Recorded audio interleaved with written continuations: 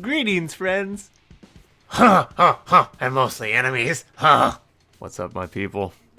So, sorry I've been absent. I've been busy with shit. No book review today, no tutorial on world building. Nothing so deep. I wanted to do something a little bit more casual, something a little bit more discussion. You guys can interact with me in the comments about this one, and we can hopefully have some good laughs together. But I wanted to talk about some tropes I love. Man,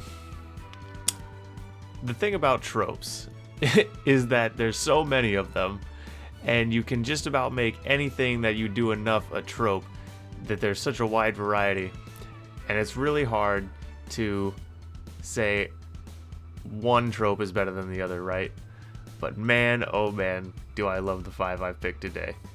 And they're just general tropes. Like, you can put them in any kind of story: drama, science fiction, mystery. They're like that hot sauce that you put on everything. It's great. So without further ado, let's get into the 5 tropes that I wanted to talk about today. First, you know that trope where they're running away from the bad guys, or the base is going into lockdown and they're trying to escape before the bomb goes off, or they're trying to drive and their road is about to be blocked off and they just barely make it? The narrow escape trope. Gotta love that trope. Gotta love that trope. I think 2 of my favorite examples would probably be both Harrison Ford moments. One where Indiana Jones just makes it underneath the door and he reaches back in and grabs his hat. That is a classic. And and also where the Millennium Falcon is flying and it just barely makes it through the door. God, as a kid, both of those were just, it was like, oh my god, poggers. It was so lit. I'm sure if you watched those movies as a kid, you had a same reaction. It's just the best when the hero makes that narrow escape, and it's so clutch and it's so last minute, and he really shouldn't have made it, but he's just that goddamn good. Second trope: I hate you and you hate me, and we've been trying to kill each other for years, but now circumstance dictates that we help each other out. I love it when they do that in writing. I absolutely love it. Supernatural did it when the king of hell, Crowley, ended up helping 2 demon hunters, Sam and Dean, and it shows up in writing all over the place. It shows up as, you know, kind of double agent sometimes, where the enemy is just pretending to be on your side, and that's a fun little twist on that trope. And anytime it shows up, well executed, it's good. It's so fucking good, and it adds such an interesting layer of depth to the story, because it really demonstrates that, you know, sometimes you just have to put beef aside and address bigger issues, and you can take whatever help you could get because it's just that serious. I love that trope. Cursed power. I love cursed powers. And this, again, can apply to anything. It doesn't necessarily have to be a fantasy book.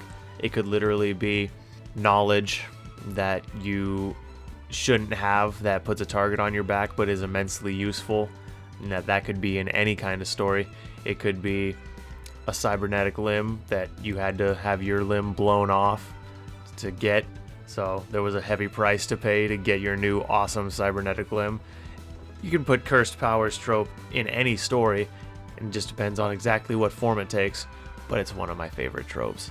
I absolutely love the idea that with great power comes great sacrifice, because that's often true, and I think it really highlights the real world idea that when you put enough power in someone's hands, there's inevitably a great cost.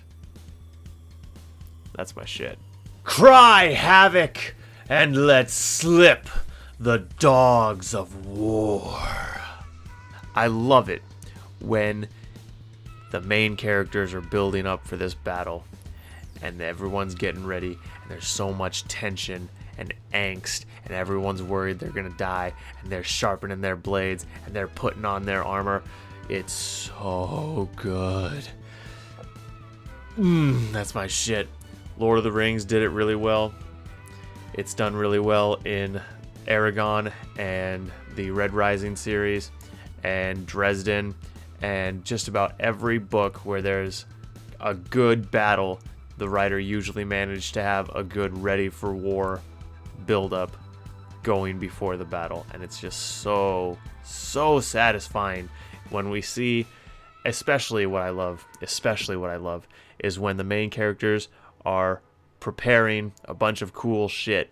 And sometimes the writer's a little bit secretive about it. Like, they write it in such a way that you don't know exactly what they're doing to prepare for battle, but they give you hints. And then in battle, we see them whip out all these crazy tricks and gizmos and all this crazy strategy and all these hidden traps. I love Ready for War. It is so fun to see the fruits of preparation before the battle come true during the battle. And when it's done well, it makes the battle scene. I can't articulate it any better than that. You know what I mean?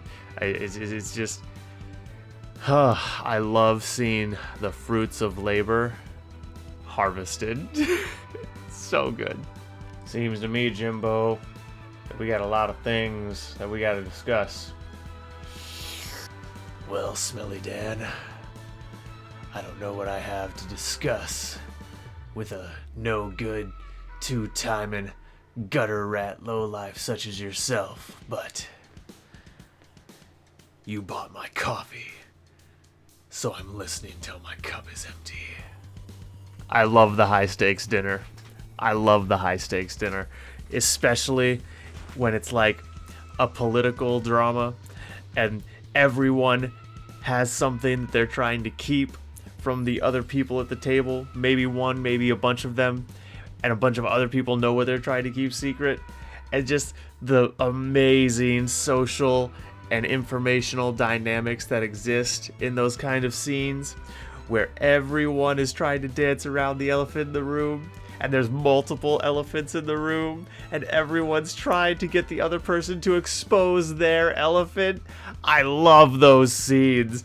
Oh my god, they're so good. It's like a battle, but there's no swords. It's just minds. And oh my god, it's so good. Especially when there's a good build up beforehand, right? And we have an attachment or a loathing for all of the characters at the table, and there's no uninteresting party present. All of them have a stake here. And sometimes it's made even better by there's just a few servants waiting in the wings, peacefully observing, and you get to just imagine the looks of dread on their faces as things are being said, and they just have to stand there awkwardly wishing for death because that would be preferable to being exposed to this information, which now makes all of them targets for assassination. I love that trope. Yeah, man. I absolutely love all of those tropes. So fucking good. So fucking good. Let me know what tropes you like down in the comments, guys. I love talking about this kind of stuff. It's absolutely amazing. The kind of the crazy shit that people come up with in writing, the gimmicks that we see over and over again, but they never get old because they're just so good. You know what I mean? I love talking about that kind of shit. Let me know in the comments what some of your favorite tropes are, or what some of the ones you hate the most are. I was thinking about doing a Tropes I Hated video today, but to be quite honest, I don't really hate that many tropes in any genre, really, because most tropes, if you do them right, or if you subvert them in a clever way, can be good. I really can't think of any specific tropes that are just irredeemable, and I hate them beyond salvageability. But who knows? Maybe you'll mention one and I'll be like, oh, yep, they've got a point. So let me know in the comments. Like, share, subscribe. hit the damn bell, do all the YouTube things, you know. Check me out on other social media. If you didn't know, I have a TikTok. Go check me out there. I post, slice of life stuff. And yeah. All right, guys. Again, sorry I was absent for a little bit. You know how life be sometimes. Till next time, be well, my friends.